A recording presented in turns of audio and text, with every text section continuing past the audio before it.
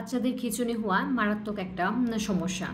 And খিঁচুনি যে কোনো বয়সেরই মানুষের হতে পারে, এমনকি একজন বৃদ্ধ মানুষেরও খিঁচুনি হতে পারে, অ্যান্ড একজন বড় বাচ্চারও খিঁচুনি হতে পারে। কিন্তু খিঁচুনি হওয়ার যেই সম্ভাব্য এজ আমরা ধরি যে বাচ্চা জন্ম হওয়ার প্রথম দিন থেকে 5 বছর পর্যন্ত খিঁচুনি হওয়ার সম্ভাবনা খুব বেশি থাকে।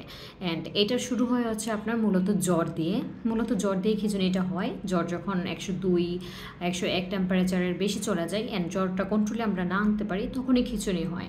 অ্যান্ড এটা নিয়ে প্রত্যেকটা বাবা মার অনেক বেশি সতর্ক থাকা উচিত। কারণ যে বাচ্চার একবার খিঁচুনি হয় অ্যান্ড তার রিপিটেড খিঁচুনি হয়, অ্যান্ড খিঁচুনি থেকে কিন্তু বাচ্চার ব্রেনেরও সমস্যা হতে পারে।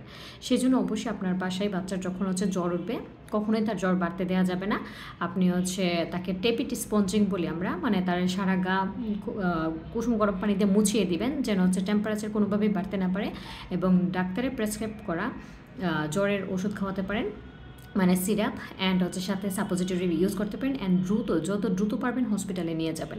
খিঁচুনি খুবই মারাত্মক, এর জন্য এনআইসিইউ লাগতে পারে। অ্যান্ড এ থেকে বাচ্চা অনেক সময় এক্সপায়ারও হয়ে যায়। সেজন্য আমরা এটাকে খুবই জোরালোভাবে দেখি আর কি। অ্যান্ড প্রত্যেকটা মা বাবার এ নিয়ে সতর্ক থাকা উচিত। আসসালাম।